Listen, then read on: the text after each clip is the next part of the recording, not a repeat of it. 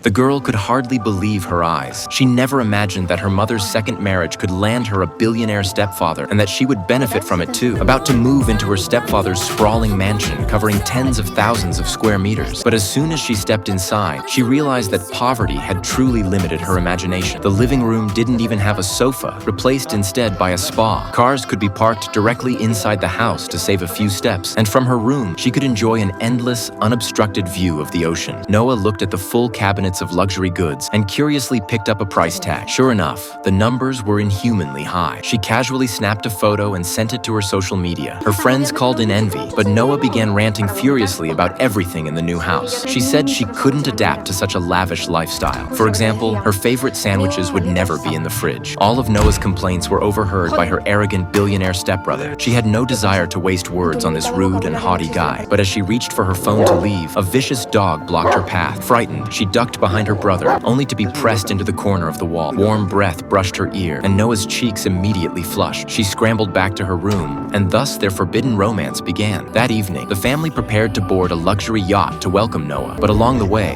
her mother and stepfather kept showering affection, which made Noah recall her own romantic moments with her boyfriend. Yet Nick appeared at the worst possible time, showing off in front of her. He stomped the accelerator and sped off, but when Noah arrived at the restaurant, she saw that Nick had already added the contact info of several girls in a short time, and even the restaurant staff couldn't escape his charm. He was, without a doubt, a frivolous playboy. Yet in their parents' eyes, Nick was a model child, and they subtly encouraged Noah to learn from him. Noah couldn't help but argue on the spot, and it was her words that hit Nick's nerve. Flustered, he wanted to leave for his next engagement and didn't pick a fight, but he purposely dropped a handkerchief at her feet before leaning down to continue his teasing. To get them to get along, the parents took turns mediating and finally convinced the two to ride home in the same car. But Nick, disturbed, drove aggressively to vent his frustration. Because of the intense driving, they started arguing again. Nick warned Noah. Now she lived in his house, ate his food, and was riding in his car, so she better keep quiet. But Noah refused to back down and argued back, and it was her words that struck straight into Nick's heart. In a fit of anger, he yanked Noah out of the car and drove off without looking back.